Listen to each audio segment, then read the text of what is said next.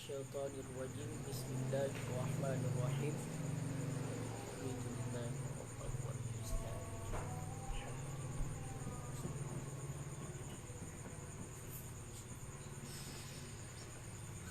اللهم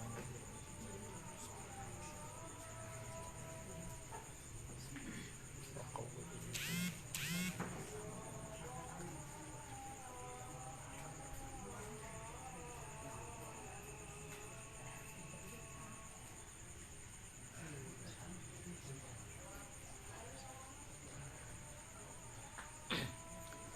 قال المصنف والشارحون رحمهم الله تعالى ونفعنا بهم وبعلومهم في الدارين آمين يا رب العالمين. ولا قضاء على كافر إذا أسلم تغريبا له في الإسلام إلا المرتد بالجر فإنه إذا عاد إلى الإسلام يجب عليه قضاء ما فاته في زمان الردة حتى زمان الجنون فيها تغليظا عليه بخلاف زمن الحيض والنفاس فيها. والفرق أن إسقاط الصلاة فيها عن الحائض والنفساء عزيمة وعن الجنون رخصة والمرتد ليس من أهلها. ولا قضاء على الصبي ذكرا كان أو أنثى إذا بلغ ويؤمر بها ل7 ويضرب عليها ل10 لحديث أبي داود وغيره مر الصبي بالصلاة إذا بلغ 7 سنين وإذا بلغ 10 سنين فاضربوه عليها وهو حديث صحيح كما قاله المصنف في شرح المهذب. قال والأمر والضرب واجب على الوالي آبا كان أو جدا أو واصيا أو قيما من جهة القاضي. وفي الروضة كأصلها يجب على الآباء والأمهات تعليم أولادهم الطهارة والصلاة بعد 7 سنين وضربهم على تركها بعد 10 سنين إلى. أعوذ بالله من الشيطان الرجيم بسم الله الرحمن الرحيم.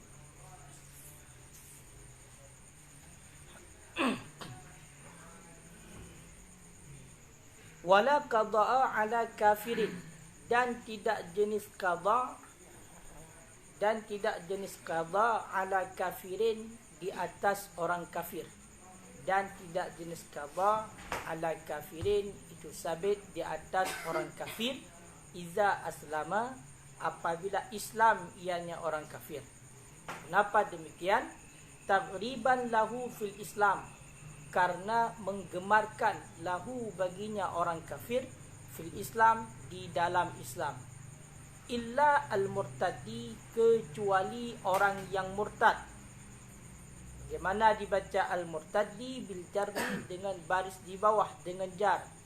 Fa innahu karena sesungguhnya orang yang murtad iza ada ilal Islam apabila kembali ianya orang yang murtad ilal Islam kepada Islam yajibu alaihi qada'u ma fatahu wajib di atasnya orang, niscaya wajib di atasnya orang yang murtad yang kembali kepada Islam qada'u ma fatahu oleh mengqadha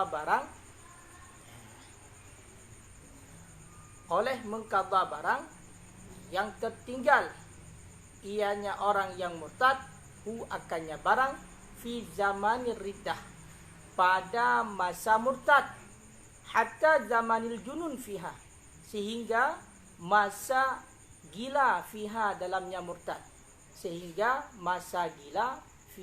dalamnya murtad taghlidan alaihi karena memberatkan alaihi di atasnya orang yang murtad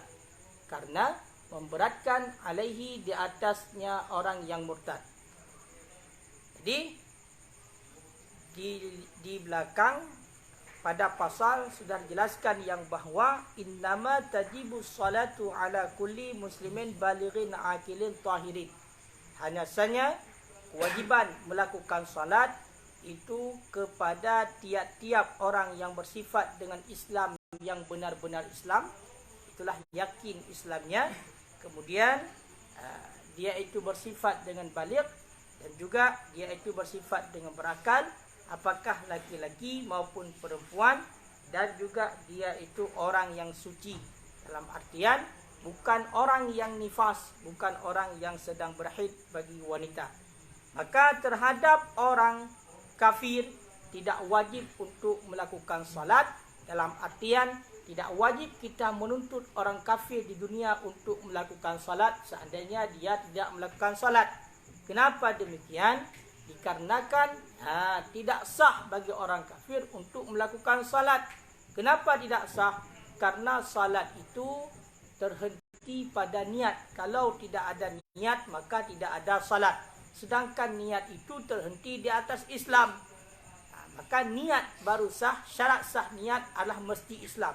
Sedangkan orang kafir, dia tidak ada tidak sah niatnya. Maka karena tidak sah niatnya, maka secara tuntutan duniawi, bila orang kafir tidak melakukan salat, maka tidak wajib bagi kita untuk menuntutnya ataupun memerintahkannya. Namun demikian, wajib terhadap orang kafir untuk melakukan salat adalah wajib secara ikab di akhirat.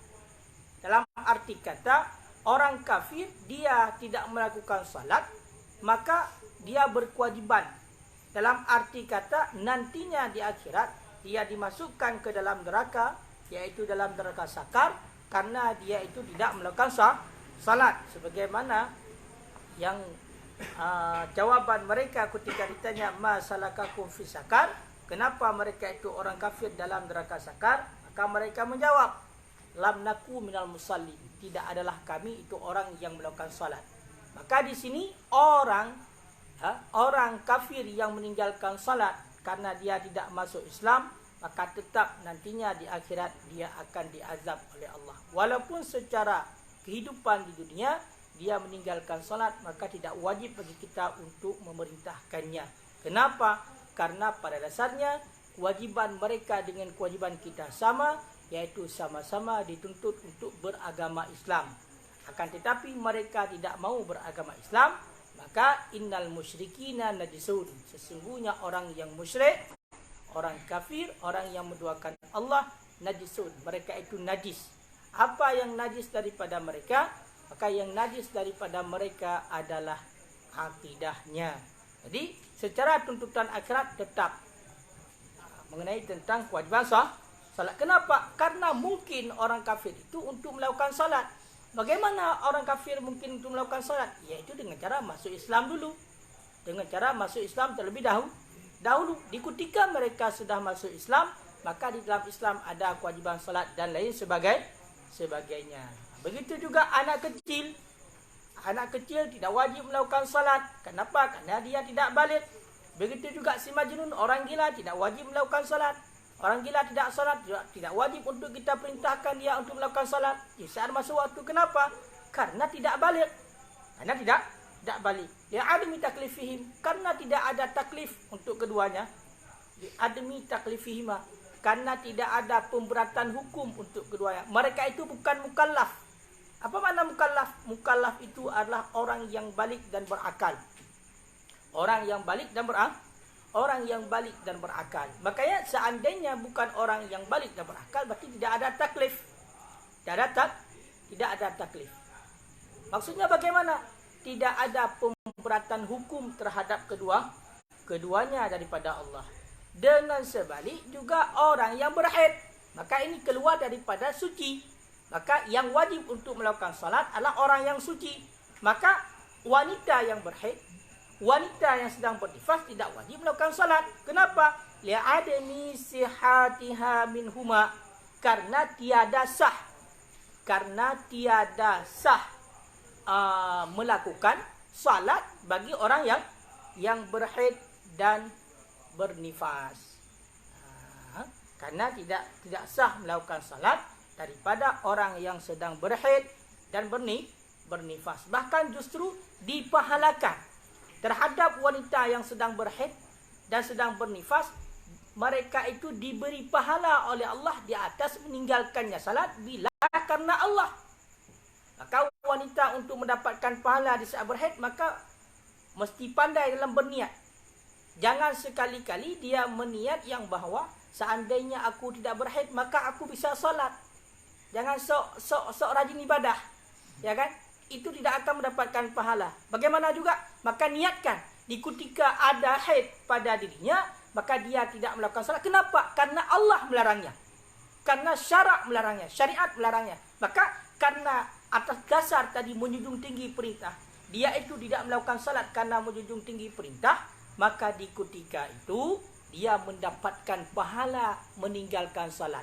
Kenapa mendapatkan pahala? Karena memang dilarang untuk melakukan salat.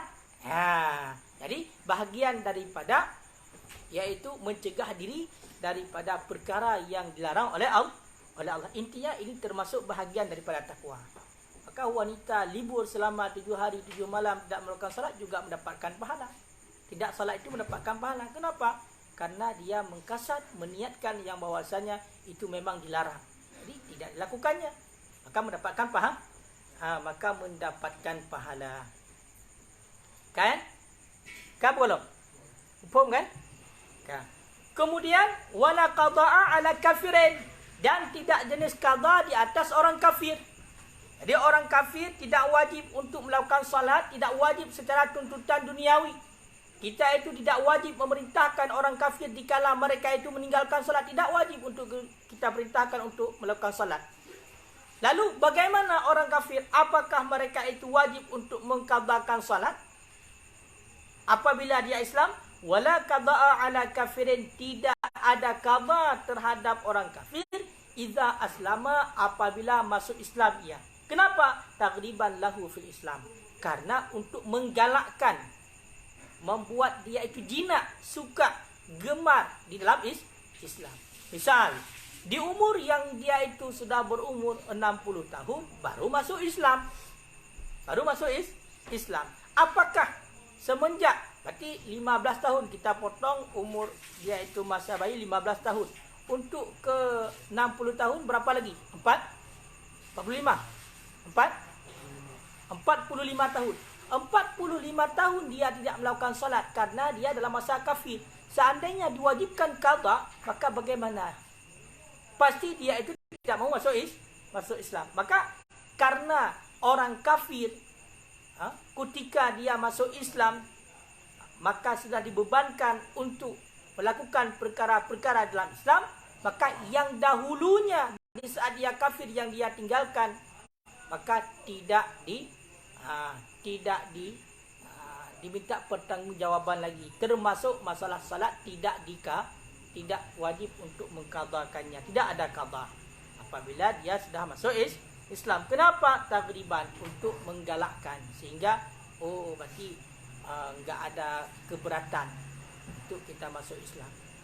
Nah, kalau misalnya diwajibkan untuk mengqada, jarang orang kafir untuk masuk Islam. Jadi karena bonus, maka ketika orang kafir itu masuk Islam, maka dia itu sama seperti bayi. Sama seperti seorang bayi yang bersih daripada dosa. Sama seperti bayi yang bersih daripada dosa ketika dia masuk Islam. Makanya di dalam Qalyubi, qala Syekhuna Ramli, berkata oleh Syekhuna Ramli, artinya matlub, makna la qada, tidak ada tuntutan qada. Tidak ada tuntutan qada. Jadi tidak ada tuntutan qada terhadap orang yang kafir yang masuk Islam. Falau qada lam yanaqid, maka jikalau mengqada ianya orang yang kafir yang sudah masuk Islam, lam yanaqid, niscaya tidak terakad ia. Menurut Syekhuna Ramli, seandainya ada orang kafir yang dia itu mengqada, ada orang kafir yang dia itu mengqada salatnya, yang dia tinggal dalam masa kafir, maka apa yang terjadi? Maka salatnya itu tidak terangkat, tidak sah salatnya. Tidak terakal. Maksudnya mangkana kafiran wa aslama. Barang siapa yang ada dia itu kafir wa aslama dan telah Islami dan telah Islamiyah. Ini maksudnya. Jadi orang kafir yang masuk Islam. Makanya oleh musannaf di sini Tunku Jalaluddin Al-Mahalli mensyarah maksud daripada Imam Nawawi la qada'a ala kafir, maksudnya apa? Iza aslama. Jadi dipaham di sini adalah iza aslama. Kalau untuk orang kafir sendiri memang tidak ada kewajiban untuk tuntutan di dunia. Kenapa demikian tidak ada qada? Kenapa demikian tidak ada qada terhadap orang kafir ketika masuk Islam? Karena tersebut di dalam firman Allah, qul lil ladzina kafaru in yantahu yughfar lahum ma qad salaf. Wahai Muhammad, katakan olehmu lil ladzina kafaru, bagi orang-orang yang kafir, iyantahu, jika habislah mereka itu, jika selesailah mereka itu daripada kekafirannya, yughfar lahum ma qad salafa, diampunkan lahum bagi mereka itu ma qad salafa, apa saja barang yang telah lalu. Makanya ketika mereka meninggalkan salat dalam masa kafir, maka diampunkan oleh Allah.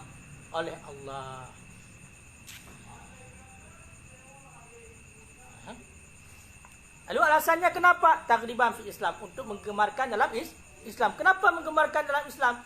Id fi wujubihi, karena sabit pada kewajibannya qada alaihi, di atasnya orang kafir, tanfiru lahu anhu, itu membuat lari lahu baginya orang kafir daripada Islam. Jadi kenapa tidak wajib qada? Karena kalau seandainya wajib qada, pada kewajiban qada kepada orang kafir yang masuk Islam, maka tamfiran anil Islam, mereka itu akan lari daripada Islam, tidak suka dia itu untuk berada di dalam Islam, tidak suka.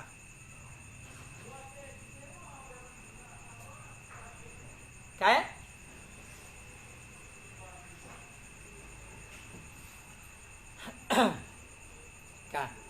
Berarti seandainya orang kafir memang diberatkan untuk mengqadha, maka mereka itu tidak gemar dalam Islam. Dan juga masyaqqah syadidah, ada kemusyikatan yang bersengatan, ada kesulitan yang berat. Makanya tidak diwajibkan bagi orang kafir untuk mengqadha salat yang ditinggal dalam masa kafirnya. Wa idza aslamal kafir, dan apabila Islamlah orang kafir, usiba ala ma fa'alahu fil kufri mimma la yutawaqqafu ala niyah. Ini perlu digarisbawahi. Dan apabila telah Islamlah seorang kafir, usiba ala ma fa'alahu fil kufri, niscaya dipahalakan ala ma fa'alahu, di atas barang yang telah memperbuat, ianya orang kafir akannya barang fil kufri, dalam masa kufurnya, dalam masa kafirnya, mimma la yutawaqqafu 'ala niyah, daripada barang-barang yang tidak dihentikan ataupun terhenti ianya barang 'ala niyah, di atas niat. Mana contohnya? Ka sadaqatin, seperti bersedekah, wa itqin, dan seperti memerdekakan budak. Makanya terhadap orang yang kafir, bila dia sudah masuk Islam, maka seandainya dalam masa kafirnya dia pernah berbuat sesuatu itu tidak ada kaitannya dengan niat, tidak ada syarat untuk melakukan niat, seperti bersedekah misalnya, seperti memerdekakan budak, maka ketika orang kafir ini masuk Islam, maka diberikan pahala. Maka orang kafir ketika mereka itu bersedekah dalam masa kafirnya, membantu orang lain ikut menyumbang dalam masa kafirnya, di ketika dia masuk Islam, maka pahala sedekahnya tetap diberikan oleh Allah. Kenapa? Karena sah perbuatannya. Kenapa sah? Karena tidak mesti adanya niat. Bersedekah tidak berdasarkan niat. Maka kalau sekarang misalnya ada orang kafir yang bersedekah, bagaimana status sedekahnya? Sekarang terhenti. Dalam arti kata, mereka bersedekah sebanyak apapun, tetap pahalanya tidak mereka dapatkan sebelum mereka itu masuk Islam. Jadi tetap Allah simpankan amal baiknya itulah bersedekah tadi pada suatu tempat yang seandainya bila masuk Islam barulah diberikan. Tetapi kalau mereka tidak masuk Islam sampai kapanpun, maka pahala sedekah itu tidak akan mereka dapatkan. Ini digantung dulu dengan keislaman. Makanya kurbah ataupun perbuatan yang mendekatkan diri kepada Allah yang tidak membutuhkan kepada niat, maka ini tetap dipahalakan oleh Allah seandainya dia masuk Islam. Begitu juga mana lagi yang memang tidak disyaratkan adanya niat, seperti silah, menyambung tali silaturahmi. Mereka itu sering menjenguk orang yang sakit misalnya, berkunjung ke rumah saudara, itu namanya menyambung silaturahmi. Jadi perbuatan mereka itu kurbah, berbuah taat. Maka kapan mereka dapatkan pahalanya? Seandainya masuk Islam. Kalau tidak masuk Islam, maka sampai kapanpun tidak akan mendapatkan pahala. Sampai kapanpun tidak akan mendapatkan pahala. Dan seumpama demikian, yaitu perkara-perkara yang lain yang memang tidak membutuhkan kepada niat. Makanya jelas untuk orang kafir, kata Allah, qul lil ladzina kafaru, katakan olehmu hai Muhammad bagi orang-orang yang kafir mereka itu, in yantahu, seandainya sudah habis masa kafirnya, intinya mereka itu sudah masuk ke dalam Islam, yughfar lahum ma qad salafa, diampunkan bagi mereka itu apa yang telah terdahulu, apa yang mereka kerjakan terdahulu. Kan? Illal murtadi, kecuali orang yang murtad. Bagaimana kita baca murtadi dengan jar? Fa innahu, karena sesungguhnya orang yang murtad idza ada ilal Islam, apabila kembali ia kepada Islam, yajibu alaihi qada'u ma fatahu fi zaman riddah. Niscaya wajib di atasnya orang yang murtad oleh qada barang yang tinggal ianya orang yang murtad akannya barang fi zaman riddah pada masa murtadnya, sehingga masa gila dalamnya murtad taghlidan alaihi, karena memberatkan di atasnya. Kecuali orang murtad, orang yang murtad bila dia kembali lagi kepada Islam, karena yang dikatakan dengan orang murtad adalah orang yang dia itu statusnya beragama Islam, kemudian dia itu murtad. Makna murtad adalah qat'ul Islam, memutuskan Islam. Dengan apa dia memutuskan Islam? Bi qaulin, dengan perkataan, wa bi i'tiqadin, dengan keyakinannya, dengan itikadnya, wa bi fi'lin, dan dengan perbuatannya. Intinya ketika dia memotong keislamannya, itulah statusnya murtad. Orang yang murtad, maka sampai kapanpun dalam masa murtadnya, semua kewajiban yang diwajibkan oleh Allah dalam masa dia Islam tetap diwajibkan dalam masa murtadnya. Sehingga apabila dia itu kembali kepada Islam lagi, semua yang dia tinggalkan kewajiban di dalam Islam, di dalam masa murtad, maka wajib untuk diqadanya. Maka seorang murtad selama 5 hari, maka ke-5 hari ini ketika dia kembali kepada Islam, wajib untuk diqadha salat yang dia tidak lakukan dalam masa 3 hari, dalam masa 5 hari. Jadi semua kewajiban-kewajiban yang dia tinggalkan dalam masa murtad wajib untuk diqadha, wajib untuk diqadhanya ketika dia masuk Islam kembali, sehingga sampai kepada masa gila dalamnya murtad. Sehingga sampai kepada masa gila dalamnya murtad. Berarti seorang yang murtad, ternyata dalam masa murtadnya dia itu gila. Dia itu gila. Jadi walaupun gila, pada dasarnya orang gila itu tidak punya taklif, tidak punya keberatan hukum, tidak diwajibkan sesuatu hukum dan larangan untuknya.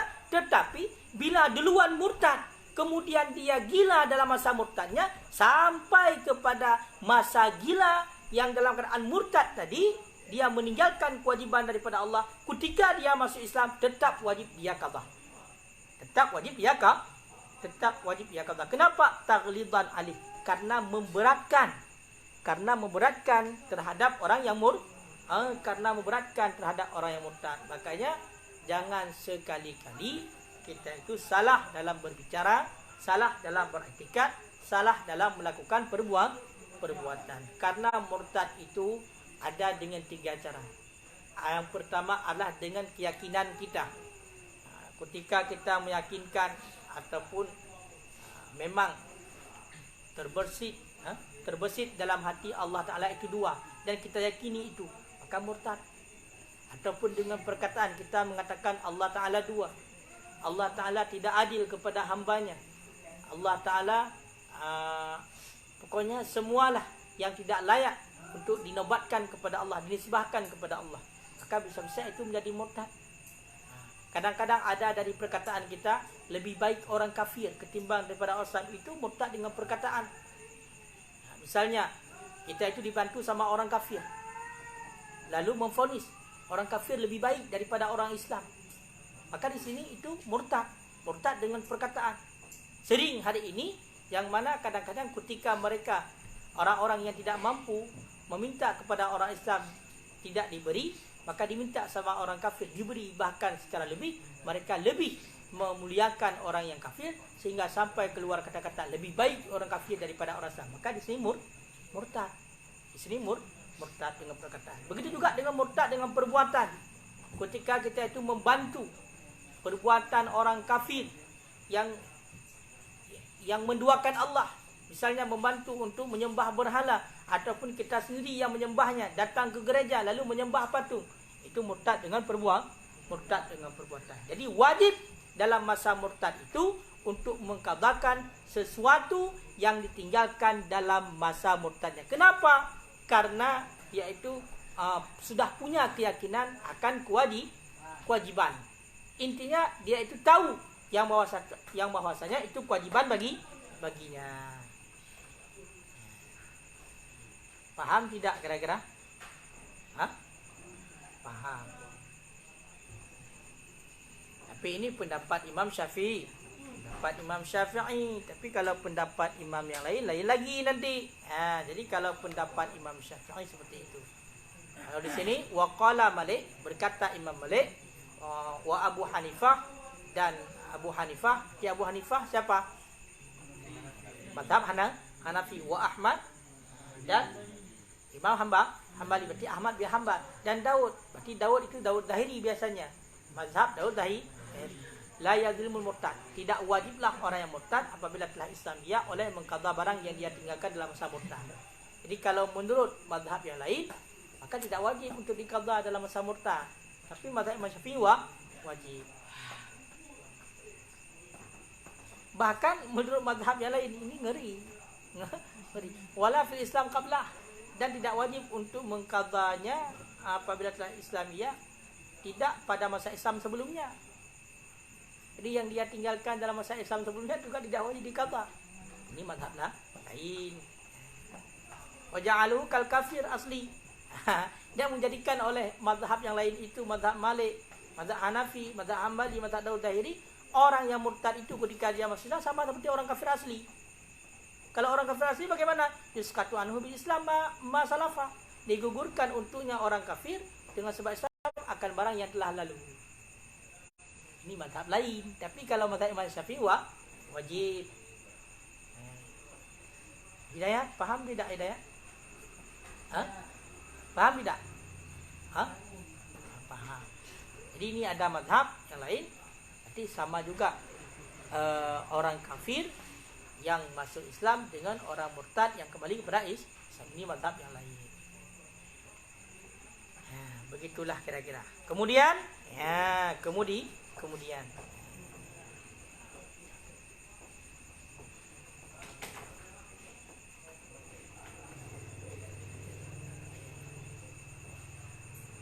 bi khilafi zamanil haidhi wan nifas fiha, dengan sebalik masa haid dan masa nifas fiha dalamnya murtad. Nah, ini kembali lagi kepada seorang wanita. Maka bagi para wanita yang dia itu berhaid, ataupun seorang wanita dia itu bernifas, lalu dalam masa haidnya, dalam masa nifasnya dia itu gila, apakah wajib dia mengqadhakan salat dalam masa gilanya, dalam masa haid tadi, ataupun dalam masa nifas? Tidak. Perbedaannya dengan seorang yang murtad, kemudian dia gila, maka dalam masa gilanya dia wajib untuk mengqadanya. Wajib untuk mengqadanya. Lalu bedanya di mana? Kenapa pada wanita yang berhaid dan bernifas tidak wajib untuk mengqadanya dalam masa murtad? Wal farqu, dan bermula perbedaan anna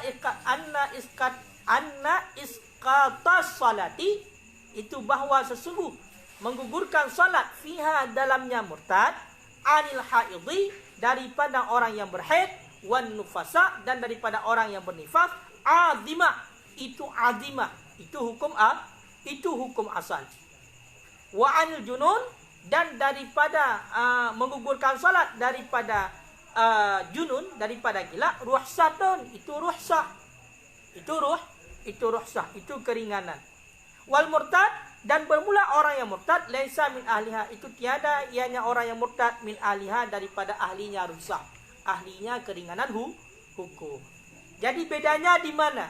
Bedanya yaitu menggugurkan salat dalam masa murtad pada orang yang berhaid dan bernifas, itu hukum asal. Itu azimah, hukum asal. Jadi dalam masa murtad orang yang berhaid dan bernifas, itu hukum asal. Maka tidak wajib untuk mengqadhakan salat dalam masa murtadnya. Karena itu memang azimah. Mengugur salat dalamnya murtad itu azimah, itu memang hukum asal, hukum dasar. Kemudian kalau pada orang yang gila, dia itu murtad, kemudian dia gila. Kalau pada orang yang gila, maka pada orang yang gila itu rusak. Kenapa orang gila tidak wajib untuk melakukan salat? Karena rusak, keringanan dalam agama. Maka pada surah keringanan, wal murtad laisa min ahliha, orang yang murtad bukan ahli mendapatkan rusak. Maka untuk orang yang murtad memang fokus. Untuk orang yang murtad memang fokus, dia itu merupakan orang yang diberatkan oleh Allah hukumnya, walaupun dalam masa dia gila.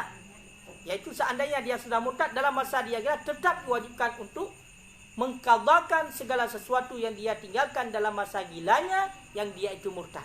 Kenapa? Karena dia itu bukan ahli rusak, bukan bahagian daripada orang yang mendapat keringanan hukum, bukan seperti itu. Makanya ini perlu digarisbawahi. Jangan sekali-kali menjadi orang yang murtad. Kenapa? Karena akibatnya sangat fatal. Sampai kepada kita gila pun tetap masih diwajibkan. Bahkan ini stamarrat, jika berkekalan iya.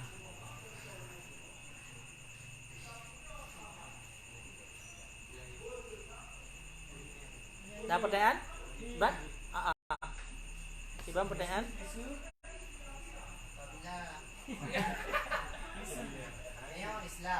Islam. Lalu tanya kafe. Oh, tanya Islam, mak. Jadi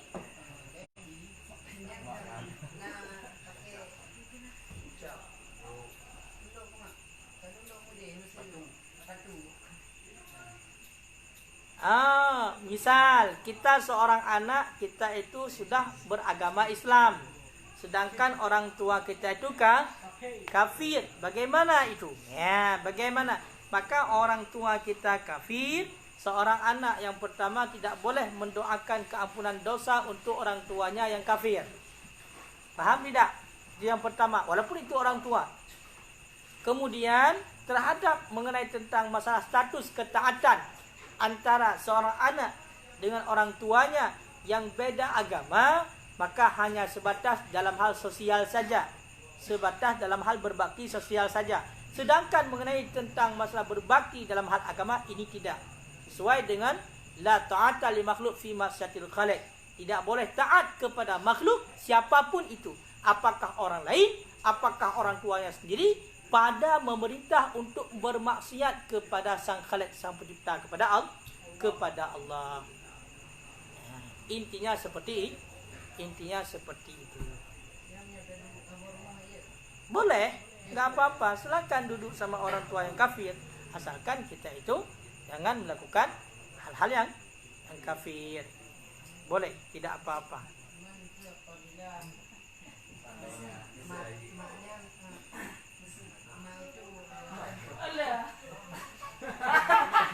Bahasa Cecit, Ron. Bahasa Cecit. Kan tayang bahasa Cecit paling benar ni.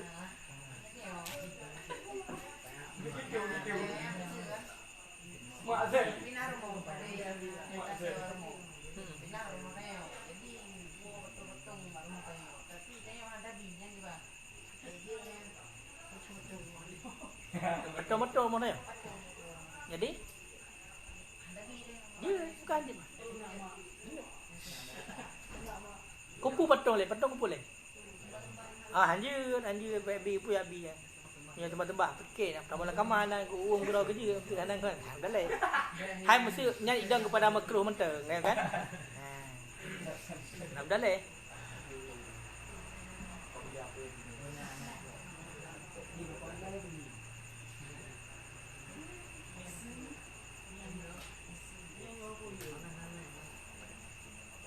Jadi seorang anak kecil kan, yang seandainya orang tuanya ibu dan bapak beda status, beda status. Jadi orang tuanya, misal ayahnya kafir, ibunya sudah masuk Islam. Jadi anak kecil ini yang masih sabi ini, ketika dia balik maka ikut siapa? Maka ikut Islam. Kecuali dia memilih sendiri untuk kafir, maka kafir. Makanya ada Islam itu karena mengikuti orang tua. Ketika anak terlahir daripada orang tua yang Islam, maka anak juga Islam, kecuali dia memilih di saat baliknya, di saat dia sudah balik, itulah berakal, sudah mukallaf, balik berakal, yaitu memilih untuk kafir, maka kafir. Begitu juga dengan seorang anak yang dia itu anak daripada orang kafir, maka anak orang kafir itu belum ada dosa. Ketika dia umur balik, maka disitulah dia bisa memilih. Kalau memilih orang tuanya, maka dia itu beragama Kristen, beragama kafir. Tapi kalau dia itu memilih jalan sendiri, maka dia tetap Islam. Kira mutan. Kalau di raya di balik di pilih Kristen, kira mutan. Sesudah balik, pilih agama kafir, kira mutan. Karena apa ni kalau ikut Islam. Kalau misalnya waktu hukum murtad ni ketika dia itu sudah masa balik. Kalau sudah masa balik, dia itu mengikuti agama orang tuanya yang Islam, kemudian baru dia itu keluar ataupun memutuskan Islam, sehingga itu dinamakan dengan murtad. Tapi kalau belum statusnya Islam, belum. Karena hitungan ini status Islam yang konkretnya adalah ketika balik. Karena ma min mauludin illa yuladu ala fitrah. Tidak daripada seorang anak yang dilahirkan kecuali dilahirkannya dalam keadaan fitrah. Apa makna fitrah? Suci, bersih daripada dosa. Lalu bagaimana juga fa abawaihi, kedua orang tuanya lah yunasyirani, yang membuat anak itu menjadi Nasrani. Wa yuhawwidani, dan dua orang tualah yang membuat anaknya menjadi Yahudi.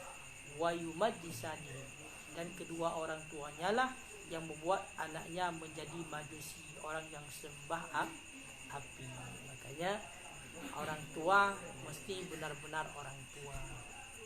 Makanya termasuk ini bagi kita yang mungkin ya kan Tunku Abudin, ya kan?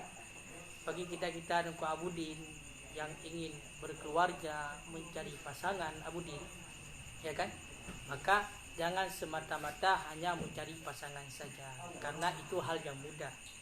Kalau hanya untuk mencari kawan tidur, kawan makan, kawan jalan-jalan, itu mudah-mudah saja.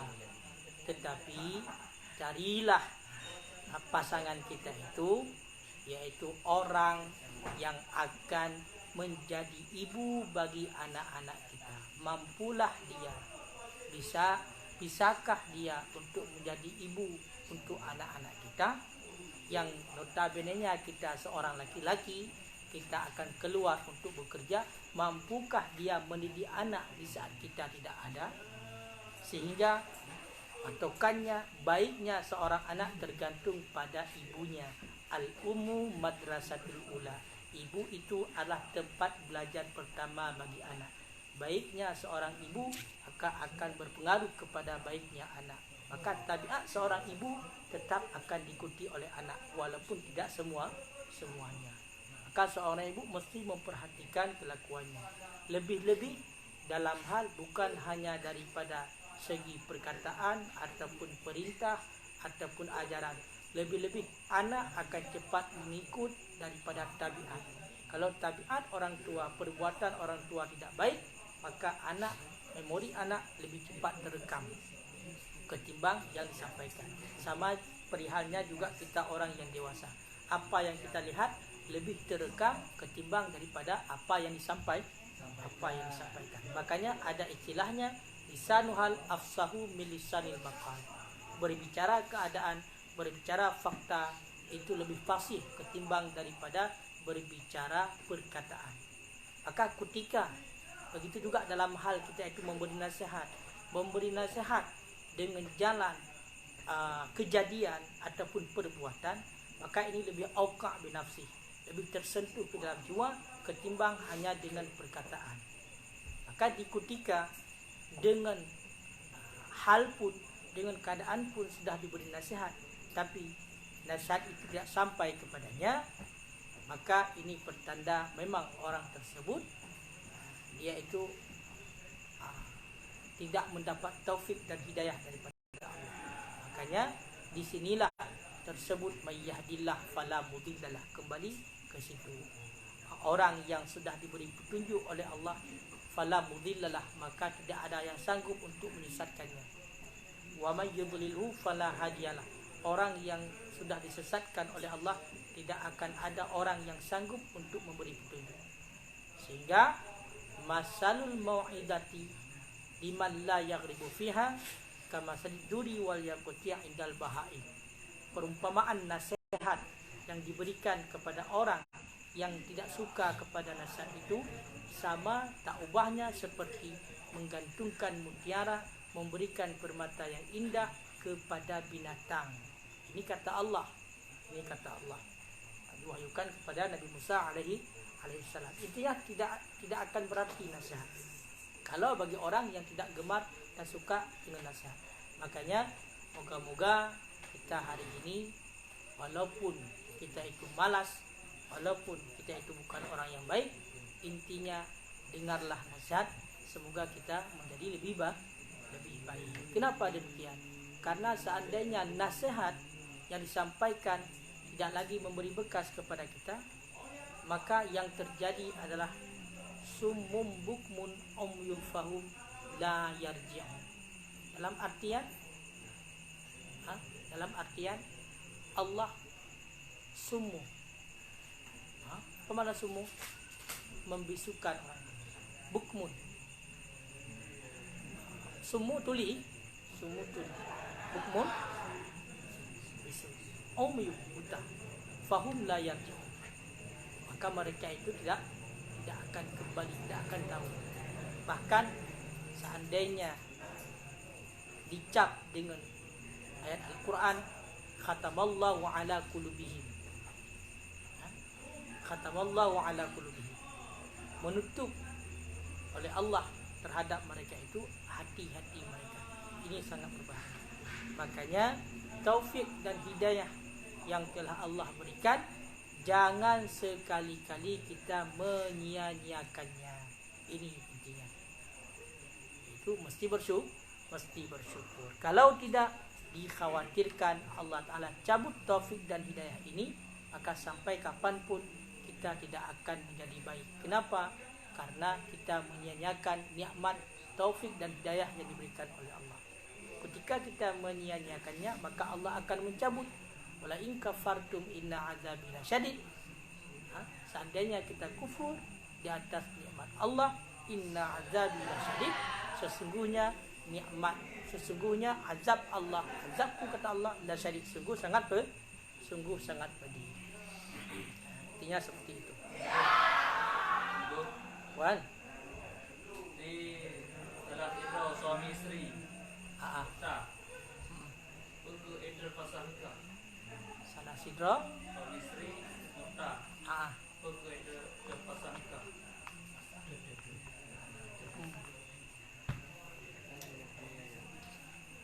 Ketika sepasang suami istri, maka suami ataupun istri yang keluar daripada agama Islam, maka begitu keluar daripada agama Islam, maka terputuslah ikatan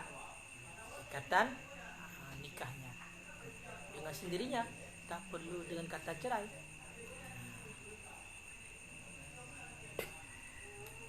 Tapi anak kali yang kebubukan bina. Gimana? Ini anak akad nikah ni. Dengan ke Islam lo. Tapi anak akad nikah ni. Hanya mesti akan nikah kembali. Kalau bertanya-tanya.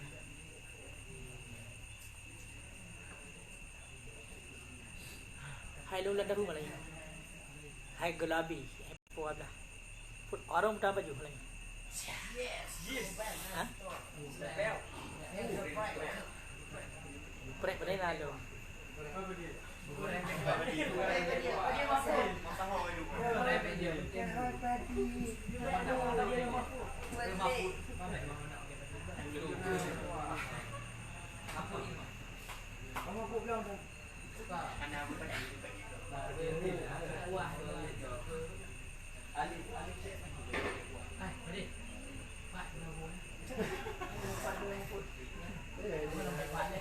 Ini kan dah? Beduk dah.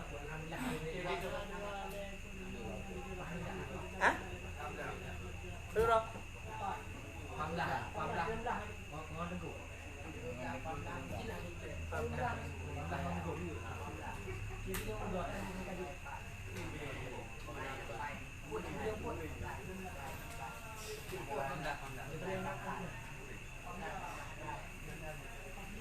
Adum, đi đâu?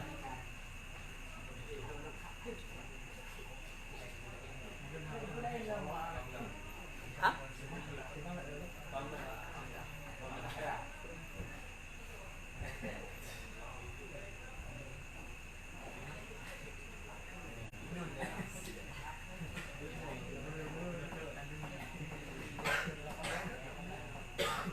Benar dah.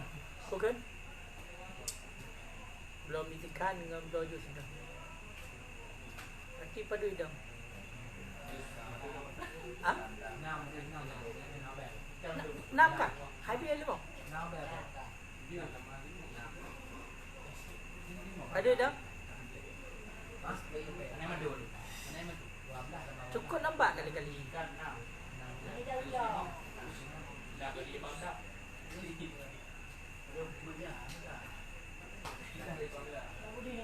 Pengkas nak pengkas? Hah? Pengkas nak? Pengkas. Benar-benar lah. Padung ketua? Oh padung ketua awal? Padu itu?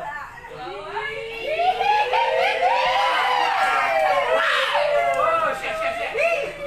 Baga, baga anu kaya dan no, baga. Padu. Ya betul apa? Septu 28 kan kali padu mah. Maju. Sebelah di bawah. Habis nanti coba long di Menyaduna. Ya. Pokoknya itu. Wah betul. Ya dia ya wah. Habis dia kau ajak di bawah. Habis ya. Coba long no.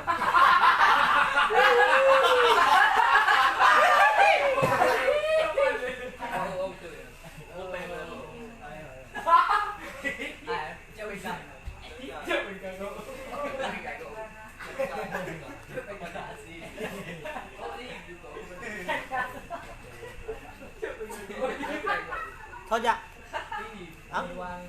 Thôi dạ.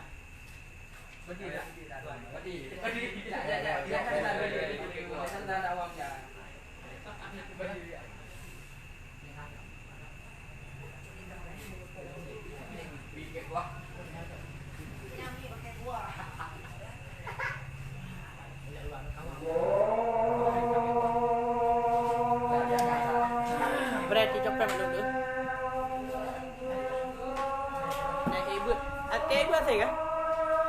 Asai kah? Kau watak ibu asai sampai. Tiba masalah. Ha?